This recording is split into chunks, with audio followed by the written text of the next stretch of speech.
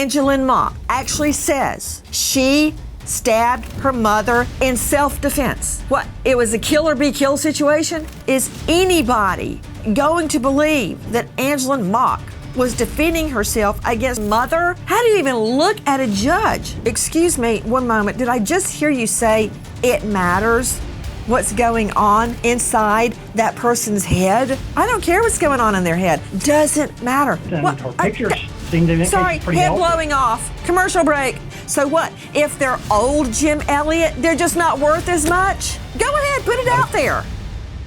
Breaking news tonight. A glamorous morning TV anchor runs from a bedroom bloodbath, deadly stabbing. I'm Nancy Grace. This is Crime Stories. I want to thank you for being with us. Angelyn Mock, a familiar face in the Kansas City news scene, gained popularity as the morning show anchor for Fox 2. Her career was marked by her engaging presence and dedication to delivering the news, not knowing she would find herself back in the limelight for all the wrong reasons. That deadly, that fatal bloodbath in the home bedroom leaves her mother, 80 years old, stabbed dead.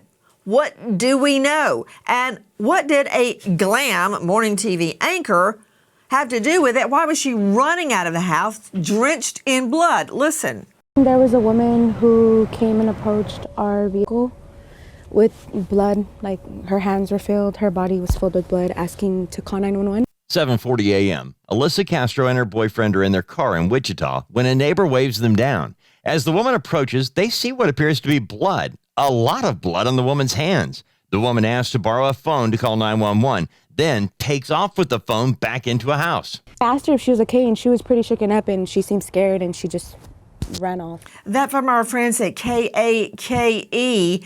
Straight out to Melissa McCarty joining us, investigative reporter, host of the Killer Genes podcast, and author of a brand new book, The Making of a Crime Reporter. Melissa, thank you for being with us.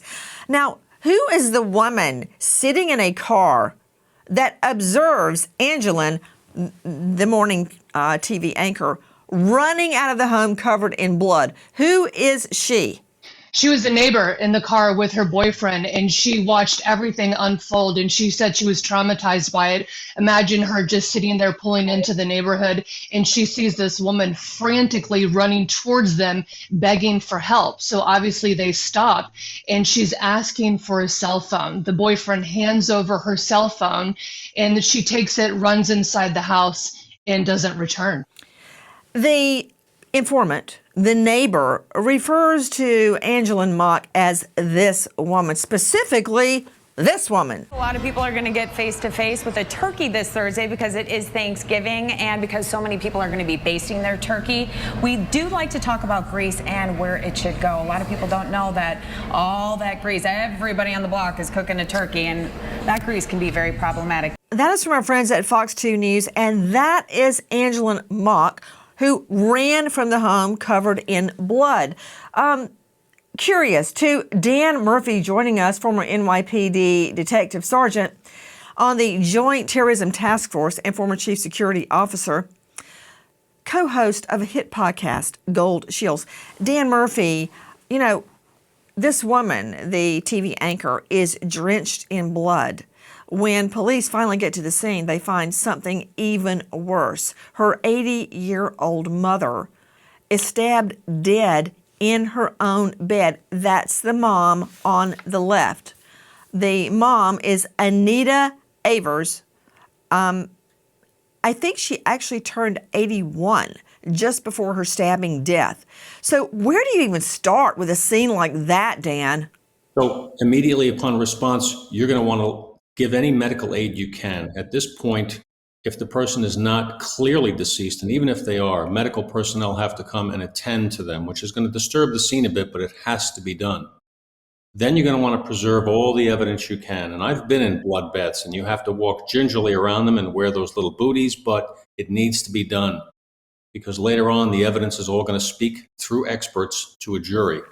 So right now, you're preserving evidence. Hey, Dan. And preserving. You know, a piece of evidence that is commonly fumbled through nobody's fault, and that's footprints. when you have a bloodbath like the one that happened at the home of this Fox News anchor, every blood marking matters. It could be spray back. For instance, this is a stabbing death. The mother, an 81-year-old woman, is stabbed multiple times. Think Ted Bundy, right? And the clubbing, right? That's called throwback, where the victim is hit forcefully and then the perpetrator swings back to strike again. That blood is cast off, right? The cast off, if measured correctly, can determine maybe even the height of the defendant, maybe the position in which they were when the attack occurred.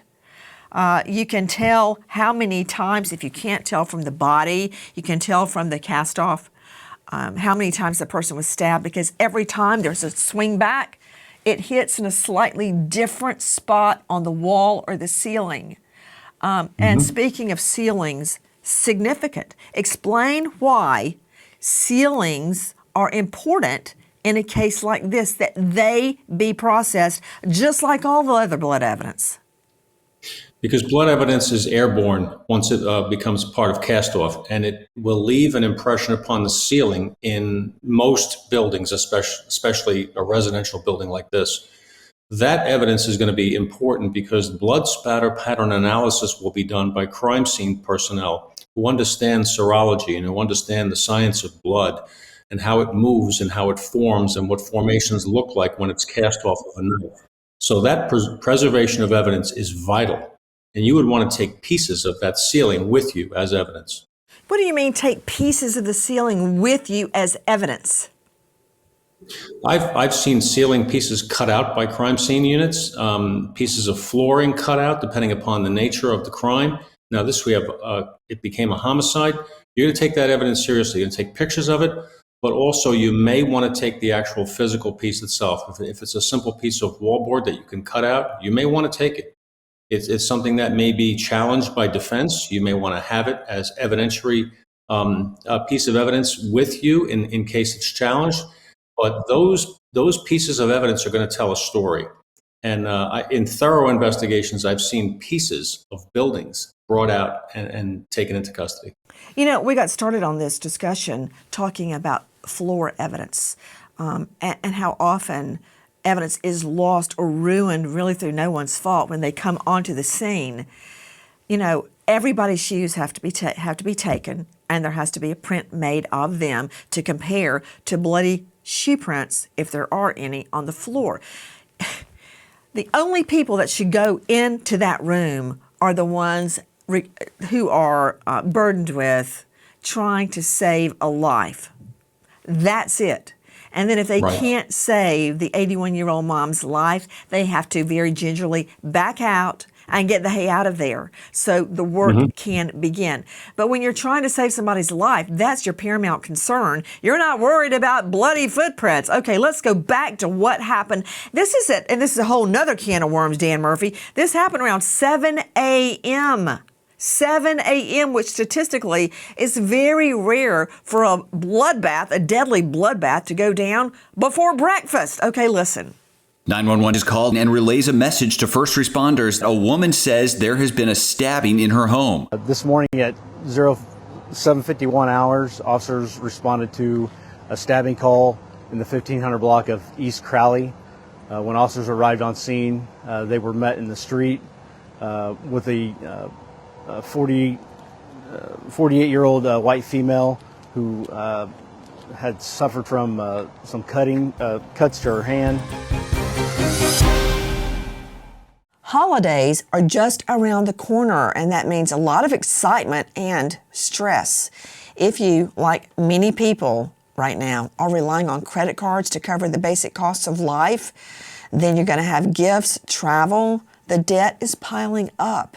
If you are a homeowner, think of reaching out to American Financing.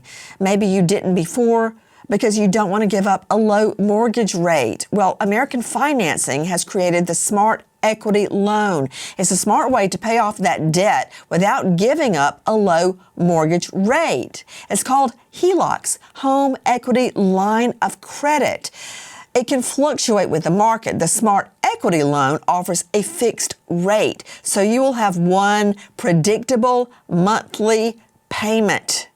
Dial 866-888-0344, 866-888-0344, or go online to americanfinancing.net/Nancy, and good luck. Joining me is veteran trial lawyer Jim Elliott, attorney with Butler Snow, legal counsel for multiple municipalities and governmental entities at butlersnow.com. Jim, thank you for being with us. Jim Elliott, you've tried a lot of cases in court. Blood evidence is very tricky, especially if you don't know what you're doing. But one thing I would be looking at is the degree to which the blood had coagulated at the time when EMTs and first responders get there. And it's really difficult, Jim. You've been on a lot of scenes. They're trying to save the 81-year-old mom's life. They're not thinking, has the blood coagulated? They're trying to resuscitate her and get her airlifted to the hospital. Where I would come in as a prosecutor, it's critical that we know whether the blood had dried, not just coagulated. Coagulated means it's kind of like Jell-O. It's not thin, liquefied like water anymore. It's more of a Jell-O consistency. That's coagulated. And the harder it gets, the closer it gets to being dried. In your experience, Jim Elliott, why is it so important that we know whether the blood was still liquid, as in water, semi-coagulated, as in Jell-O, or flat out dried? Well, certainly that goes to what time the crime actually occurred or the stabbing occurred. And probably in that case, you're only going to have the eyewitness testimony of the first responders who can indicate what they saw, perhaps without a great deal of expertise in that regard. Oh, yeah, they'll be torn to shreds on cross-exam. We've got to have more than that. We have to have the cops in there immediately processing the scene. But the reality is, Jim Elliott, it takes a beat for the entire CSI to arrive, and you could lose that critical evidence. Why is it critical? I need to know when this 81-year-old mother was stabbed multiple times in her bed. You know another thing, Elliott? I noticed this when prosecuting in inner city Atlanta. When the victim is very young, like an infant, or very old, for some reason, those cases are very often pled down to like manslaughter of some degree. You got voluntary, you got involuntary, I don't know why, but have you noticed that phenomenon? It used to burn me up. Like somehow, because the victim is really young and hadn't lived yet as an infant, or really old, they don't matter anymore. Did you notice that? I'd love to see a statistic on that. Well, that certainly can be the case, and I guess that's kind of driven by the value of the life at the time of the passing.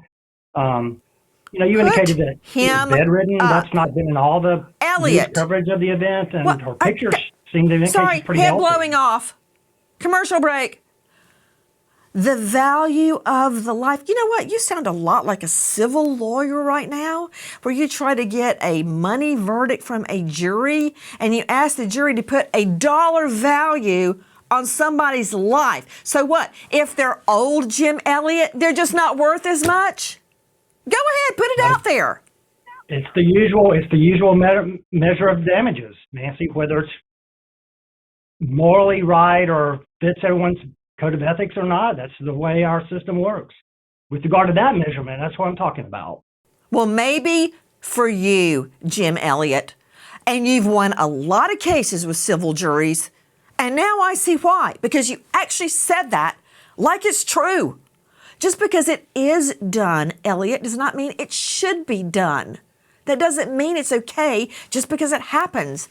A dollar value on a life, that premise right there is concerning to me.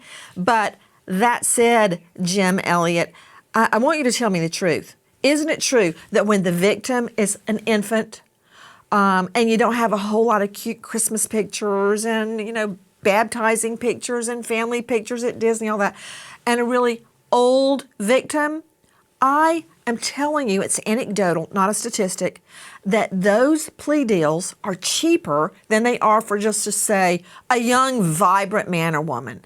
Have you noticed that? Be honest. Yeah, I think it can be. I think with regard to the younger people, you can't really paint a picture of their life for the jury. That's what prosecutors would probably worry about with regard to an older person. And again, there's going to be this attitude that they live their life, and sadly, is it of That great may be value the at this- attitude, in their Elliot, 70s, but 80s, or don't 90s? bring it to crime stories. Save it for your civil juries. Okay, I'm going to let Elliot sit there and think about what he just said and move this case forward. Listen. Arriving at the home at 7:52 a.m., Wichita police find a woman outside the home with cuts on her hands and blood on her clothing. Inside, they find 81-year-old Anita Avers unresponsive in her bed with multiple stab wounds. Both women are taken to the hospital. Officers went inside the residence, found an 81-year-old elderly female suffering from multiple stab wounds. Both were transported to local hospitals. Back out to Melissa McCarty joining us, investigative reporter, host of the Killer Genes podcast, which is awesome. Melissa McCarty, and author of The Making of a Crime Reporter. Melissa, what can you tell me about the victim's stabs? What have you learned?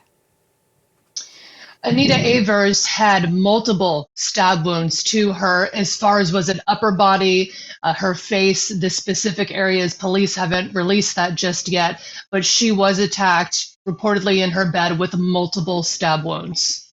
I want to talk about what Melissa McCarty just said. Karen Stark joining me, forensic psychologist, renowned TV radio trauma expert, consultant at KarenStark.com. If you're looking for her, it's Karen with a C. Karen, I want to talk to you about something that it shocked me to the core. And Karen, you and I bonded together in very, very long hours in the dark at Court TV studios, where you and I would sit there. I believe they were 3 or 4 hour shifts we had, watching trials live and commenting on them whenever there would be a break. Even after all that, after all the cases I've tried, after all the cases you have worked on, I was so shocked with the Brian Kohberger attacks. In that, well, many things, but the stabbing to the face of Kelly Gonsalves and Maddie. I believe Kelly Gonsalves was stabbed multiple times, but in her face alone, there were over 20 stab wounds. Now, I'm just a trial lawyer, you're the shrink, but when a victim is stabbed repeatedly in the face, there has got to be a psychological motivation there. I don't know what it is, but I bet you do. That's rage, Nancy, and that's very symbolic because he's trying to wipe out her face. He's angry, even though he had no contact with her. This is a guy who just couldn't control himself when it came to her. He was obsessed. And so you are wiping out the person. In some instances, a killer will put a cover over somebody's face, a pillow, something to hide them. They just don't want to see, and they want to obliterate that person. She was beautiful, and that really disturbed him. Like, let me get rid of who she is and all her beauty because she doesn't want me. Another thing, Karen Stark, my mom, who's going to be 94 in December, I know, lives with us.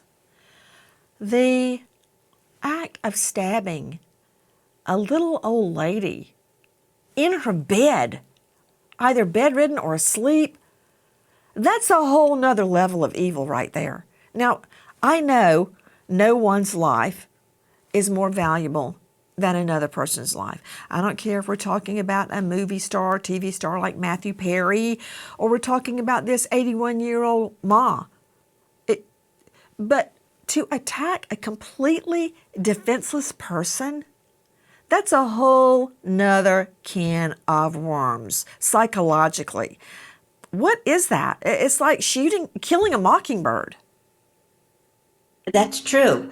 But we don't really know, Nancy, what was going on inside of that person's head. Karen Stark, excuse me, one moment. Did I just hear you say it matters what's going on inside that person's head? The stabber, the killer? I don't care what's going on in their head. Unless they're legally insane, doesn't matter. You know how many years it took me to figure that out? It was either 5 or 7 because I marked it. I would sit in court looking over at the defendant, always a violent felon, because everything else would get pled out, thinking, why? Why would they do this? Finally, I think it was year 5, I'm like, why am I asking why? It doesn't matter what's going on inside his head. I have a case to prove, and I'm going to prove it. So are you, as an 81-year-old woman in her bed, stabbed multiple times, potentially in the face, and you want me to figure out what's going on in the killer's mind? Did you say that? No, I said we don't know what's going on. But what I was trying to say, Nancy, is that whoever this person was, they had tremendous, just like Kohlberger, rage. Rage to do so many stab wounds, rage to do somebody's face if that actually happened. Something was going on where they really did not want to make that person be recognizable. They were obsessed in this killing. College professors now have a high-tech tool to catch students who plagiarize. A software called Turnitin analyzes a student's paper for places it could have been copied from other sources. It highlights the copied segments and even gives the professor a percentage of the paper that was not the results of the student's work in the first place. From our friends at Fox 2. Bombshell tonight. Crime Stories now streaming first on Fox 1. That's right. You can now watch all the new episodes of Crime Stories first with Fox 1. We are so proud to have a partner who furthers our mission to always, always seek justice, whatever that may be. Watch episodes first with Fox 1 24 hours before they are seen anywhere else. You can even try 7 days for free. The brand new season of Crime Stories airs now on Fox 1. Click the link in the episode description to learn more and watch first on Fox 1. With over a decade of experience as a broadcast journalist, Angie Mock was known for her hard-hitting reports on crime. Ironically, she now finds herself at the center of a murder case. Joining us, Melissa McCarty, reporter and host of The Killer Genes. Melissa, both women were transported to the hospital. Describe their 2 injuries because they are diametrically opposed. Right. Anita Avers had multiple stab wounds, and when she was transported, she ended up dying at the hospital, was pronounced dead about 30 minutes later. Now, Angie Mock had some cuts on her hands, and she was treated as well. And release, if I am not mistaken. She was treated and released, that's right. Very same day. Very same day. Can I see Melissa McCarty, please?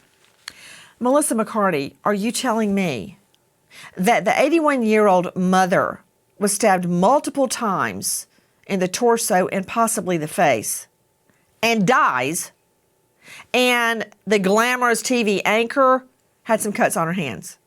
Is that right? That's right. That's right. She was also covered in blood. Covered in blood. Now, I find it very curious to Dave Mack joining us, Crime Stories investigative reporter. Very curious indeed. How did the morning TV news anchor survive the attack with a few cuts on her hands, and her mother is the target of a maniacal killer and is stabbed dead? How does that happen? You know, Nancy, that's the question that they're going to have to answer very quickly, because she was able to get out of the house and wave down help. Remember, Angie Mock actually went out into the street, is waving down people for help, and gets a cell phone from somebody she doesn't even know, just gets it and runs back into the house. So she's still got plenty of energy. She's still able to get up and go and ask for help. And yet her mother is there in the bed having been massacred. So don't know what exactly transpired, except she had plenty of energy to go out and get help for herself. Dave Mack, do you know what you just did to me? When you're talking about her mother, I felt like I swallowed a lump of coal, like something stuck in my throat. I just want to jump up and run to get to my mom and check on her. Okay, well, you just brought up something really interesting that I hadn't thought of. Not just that she survived the maniacal killer with a few cuts on her hands, but somehow was drenched in blood. Isn't that right, Melissa? That's a yes or no. She's drenched in blood all over the front of her, right? Correct. Dave Mack, back to you. So she's drenched in blood from what? The cuts on her hands? But you brought up that she's still in excellent condition. No blow to the head, no gash, no wound to the back of her head. She is alert. She's not screaming, get the guy, somebody broke in her house. Which reminds me, was there any sign of forced entry, Dave Mack, at all? None whatsoever that we've been told about at this point, Nancy. And like you said, she's got plenty of time and energy to go around and go outside the house and seek help. So she's able to have her thoughts. She's not freaking out in that she cannot put a thought together here. She's able to go outside and get help. And, she didn't seem to, other than the blood on her hands, doesn't seem to be impacted whatsoever. That's also curious. You said she's not freaked out, but she did run out of the house to borrow a stranger. It was a neighbor, but they didn't really know each other's phone, grabbed the neighbor's phone, and then ran back into the home with it. I wonder why she didn't use a phone in the home or her own cell phone. I mean, I'm just trying to think this through, Dave. If I found someone injured in our home, I would not run out in the street to try to borrow somebody's phone that may or may not be out there. I would use the home phone, if they have one, or my cell phone. That's odd, isn't it? Don't you find that odd? I found it odd that she ran outside the house because her mother is there in the bed. And as mentioned, she's got multiple stab wounds, but she doesn't have the wherewithal to get a phone in the house. I mean, come on, you've probably got, in that home, you've probably still got a phone on the wall, not to mention several cell phones from the adults that are there in the home. But instead of any of that, she goes outside. And all I'm thinking of, maybe she was outside, afraid that the killer inside. I don't know, Nancy. It makes no sense. You wouldn't leave your mother in bed. Outside, afraid of the killer still in the house. I like that, Dave. You've got a future in fiction. Listen. The 81-year-old Anita Avers found unresponsive in her bed with multiple stab wounds, transported to the hospital, as is her daughter Angie Mock, the woman who approached police in the street when they arrived. Mock, a former television news anchor reporter, is treated and released from the hospital. Happy Facebook Friday to everyone, and welcome Angie Mock. Thank you. There you go. I'm so excited to be here, and I look forward to connecting with you guys out there in St. Louis. From Fox 2. Did you know chips and fries, well, all sorts of things, were cooked in beef tallow until the 90s when corporations switched to cheap seed oil? Well, Masa fixed it with corn, sea salt, and grass-fed tallow. It's crunchier, it's tastier, without icky side effects. You want to try Masa? Go to masachips.com/Nancy. Use code Nancy for 25% off your first order. That's masachips.com/Nancy. Code Nancy for 25% off your first order. Don't want to order online? Okay. Masa now available nationwide at your local Sprouts supermarket. The former news anchor was living with her 80-year-old mother in their Wichita home. On Halloween night, the spotlight shifted dramatically onto Mock as events took a dark turn. A dark turn? Again, that's certainly putting perfume on the pig, a dark turn. It sounds like a mystery novel. This is no mystery novel, and it's not a dark turn. It's murder, and it's the murder of a defenseless 81-year-old woman. You know, I just heard something. To Melissa McCarty, is it true that the Glam morning TV anchor was living with her mother, in her mother's home? Whose home was that? That's what it seems so. Police have not gone on the record to confirm it, but it seems as though they were living together. Guys, what happened in that bedroom? How did Angeline Mock end up unscathed? She was treated, what, Jim Elliott? They sprayed a little Bactine on her and went, goodbye, goodbye. What? And the mother's dead? Stabbed multiple times? You don't have a problem with that? Because I do. Well, so I think, the difference is an 80 or 81-year-old woman versus someone 20 or 30 years younger. The younger person could arguably be more able to defend herself than was her mother. Okay, so you're saying she could defend herself. Okay, I see where you're going with that. Dr. Priya Banerjee is with us. Dr. Priya, board-certified forensic pathologist and anatomic pathologist with Anchor Forensic Pathology Consulting. Let's just say she's seen a lot of dead bodies. Dr. Priya, what is the difference between a defensive stab wound and a stab wound you would get to your hands when you are the attacker? For instance, your hand sliding down the knife. Unless you're like Brian Koberger, who had a K-bar knife, which has a hilt. What is a hilt? It looks like a cross. There is a section that turns the blade, it bisects it, and if you're the stabber, your hand would stop at the hilt. Okay? So if there is a knife that does not have a hilt, how can you tell the difference between a wound sustained to the hand if you are the stabber versus a defensive wound? Well, I think that can be challenging. You need to look at where it is. If you're putting your hands up this way on the back, that is obviously defensive. You're not going to in any way have the knife use the back of your hand to stab someone. Now, if it's on the palms and it's really deep, maybe you did have a grabbing motion where the knife slipped. Remember, repeated stabs make the knife bloody, which makes it slippery.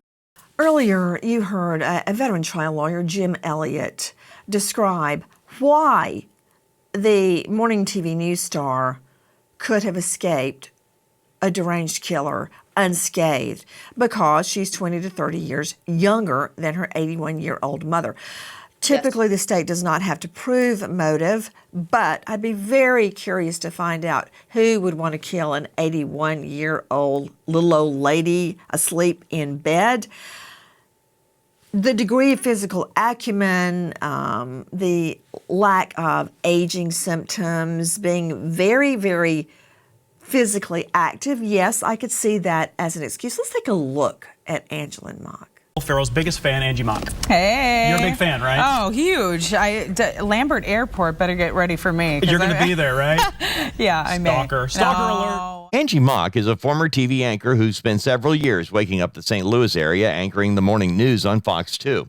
She spent years as a reporter and anchor working for Fox 25 Oklahoma City, KLKN Nebraska, now NBC Montana, and others. I love highlighting so many cool and interesting things that come to the St. Louis area. How do we go about training like the professionals? Punch 'em. Last curveball, we'll straighten it out. That's from our friends at Fox 2 News, and we showed you that to explain that Jim Elliott is absolutely correct. She's in great physical shape. So, is that how she escapes the deranged killer and her mother does not? To Melissa McCarty joining us from Killer Jeans, was there a forced entry? Did first responders see anyone leaving the home?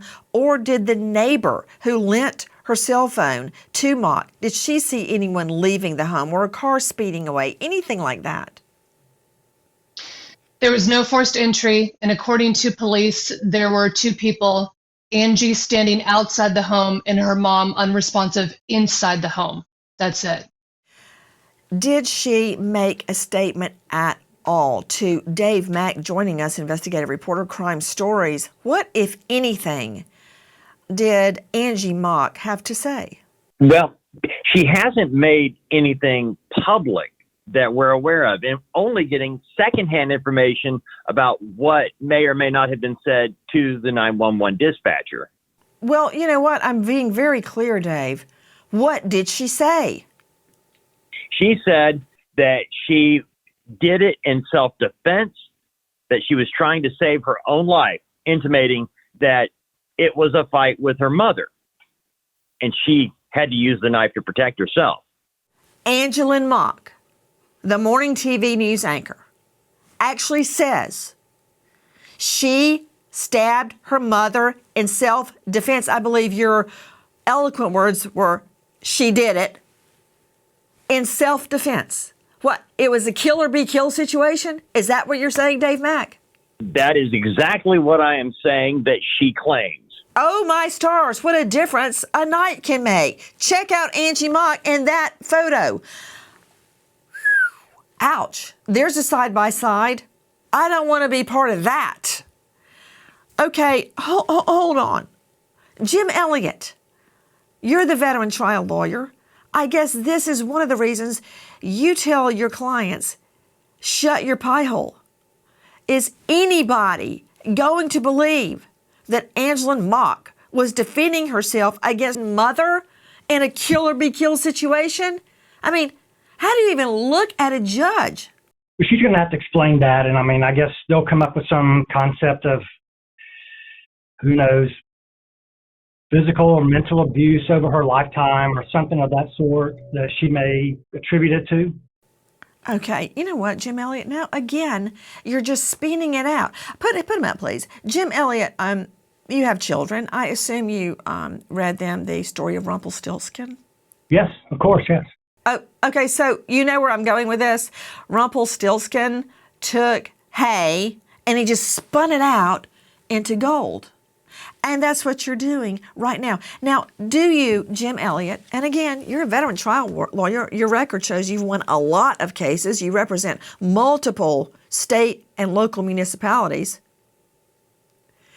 You're actually somehow coming up with the theory that this anchor, can I see her, please? That the TV anchor who can ad-lib, who can read script, who can do all sorts of on-air antics, that she endured a lifetime of either physical, mental, or emotional abuse. Did you just throw that out as a possibility, Jim Elliott? It's a possibility, certainly, and we don't know exactly. I mean, all she said was to save myself. We don't know what that means. We don't know what that means physically, whether there were other issues at play in their relationship or in her life or in her mother's life. And I think that has to be fully explored before we can understand. But she's going to have to explain that. Oh, my stars. I need a shrink. Karen Stark, I'll forego the drink and I'll stick with the shrink. You know, I don't want to hear about any of your specific clients. But how many times do your clients blame mommy? You know, I've started a fund for my daughter and son for a shrink someday because I'm sure they're going to blame everything on me. Yes, mommy told me I was fill in the blank. My mommy made me fill in that blank. It's all mommy's fault. Did you hear Elliot? The woman, 81 years old, I don't care what she told you when you were 5 years old. To stand up straight and eat your vegetables? What? Did you hear that? Because that's where this is going. It doesn't make any sense. It really, if you think about it, yes, mothers, fathers, they really affect their children growing up. And that's a fact, whatever is going on. But we're talking now about an adult and a mother who is 80, 81. There is no reason for that to still be held over and something that's in her psyche. At this point, she's gone on with her life. and she should be doing really well and not be blaming anybody. Pick Karen up. Because she's independent. Karen, you keep talking about it in her mind. We don't even know if there is anything that the now dead mom did, the 81-year-old. For all I know, she was an incredible mom. You are actually buying into Jim Elliott's theory that maybe this woman was emotionally abused by her mom for years and years and years, so she just had to stab her dead. Well, that's the whole point. It doesn't matter what their relationship was like. It really doesn't, Nancy, because at this stage in her life, she's a functioning, we assume, adult, and she should not be carrying any kind of feelings about her mother that's interfering or would make her, who would do that, stab their own mother. That hardly ever happens. Police responded to a reported stabbing at Mock's residence. Angelin was found outside, claiming she acted in self-defense after stabbing her mother. Inside, officers discovered her mother in bed, suffering from multiple stab wounds. Okay, this is a tactic that will likely be used by the state if this case goes forward. All of the clips that we're showing you, every word Angie Mock has uttered on air will be combed through and used, if possible, in court to show that she was in her right mind. I mean, well, this is why. There's got to be a mental defect defense because she blurted it out at the get-go. Listen. In front of and stabbed the mother to save herself. And the polygraph is there's about 5 to 6 knives, and that polygraph is currently with her mom. She's also injured as well. No other weapons in the home. Christmas was good, wasn't Yeah, it? oh, it was wonderful. Family was in town. Good. They're leaving today. I don't know where my tissues are. That's all right. Families in town, they're leaving today. That was from our friends at KAKE and Fox 2. I want to hear that one more time. What she said on the scene or to the 911 dispatch, and then her crying about her family leaving after the holiday. Let's just watch that one more time. In front of and stabbed the mother to save herself. And the polygraph is there's about 5 to 6 knives, and that polygraph is currently with her mom. She's also injured as well. No other weapons in the home. Christmas was good, wasn't Yeah, it? oh, it was wonderful. Family was in town. Good. They're leaving today. I don't know where my tissues are. That's all right. Yeah, they don't have those fancy soft ply tissues behind bars, Miss Mock. That's from KAKE and Fox 2. Okay, Dan Murphy, former NYPD detective sergeant, and so much more, author of Workplace Safety, co-host Gold Shield's podcast. It goes on and on and on. Thoughts? There's so many thoughts about this. When she came out of the house and said what she said, allegedly, she's putting herself as the person responsible for it. The reasons for it can get figured out later. When you look at this situation, she's living with her mother for whatever reason, maybe as a caretaker, maybe a financial need. Probably rent-free. I'll just throw that in. Go ahead. Sorry. Oh, that's from our friends at Fox 2, everybody. I'm sorry, Dan. Go ahead. It looks as though life has dealt her a very bad set of bad hand, so to speak, set of cards. She does not look like the same person. Something is on a downslide. Maybe she blames the mother for things in her life, sees the mother as holding her back in many reasons. I would love to know the story, the true dynamic in the relationship, why she's living there, what caused this, has there been any other domestic calls there, what would lead her to this? Maybe it's narcissism. Maybe she sees Dan her as Murphy, being. I'm sorry, but are you a mental health professional? Because I thought you were a former NYPD detective sergeant. I am, which is equivalent to a master's in psychology in many ways. Dan, okay, you and I both know that motive is not required. I don't care. Understood. I mean, my non-prosecutor side does care, but I'm talking about the facts that we're going to put in front of a jury.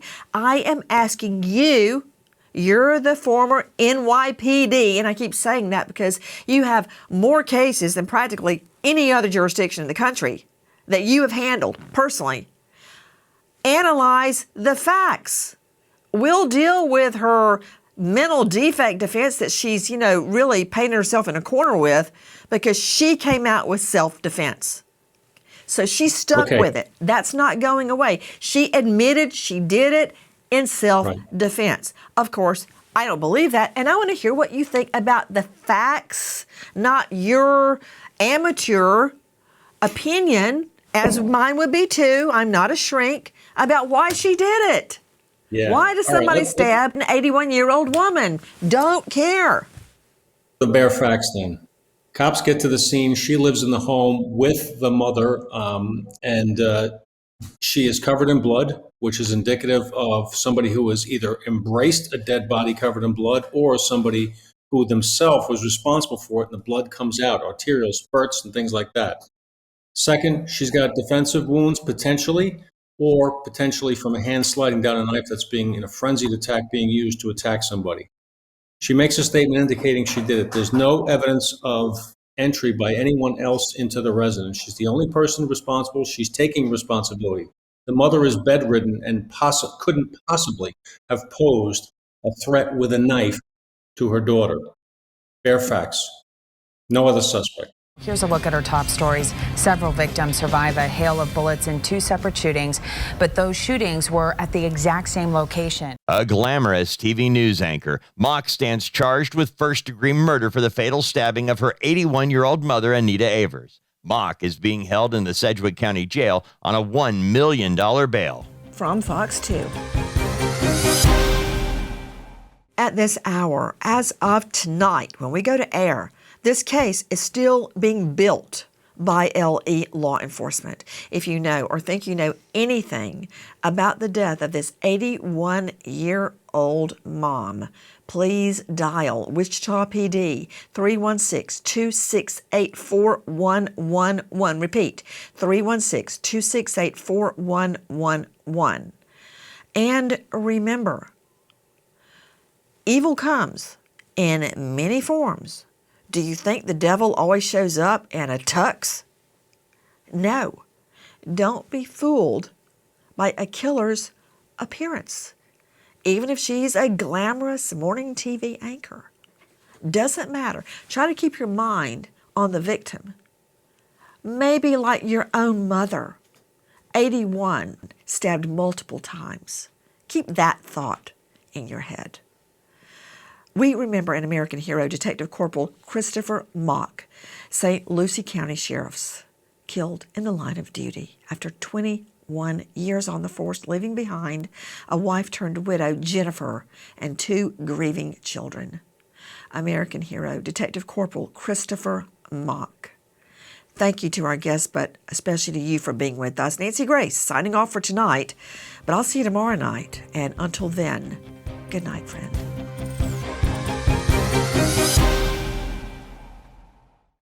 Hi guys, please join us on our mission to find missing people, especially children, to solve unsolved homicides. And if you're on the go, please join us on your favorite podcast app where you can get all our content, where we, in our way, seek justice.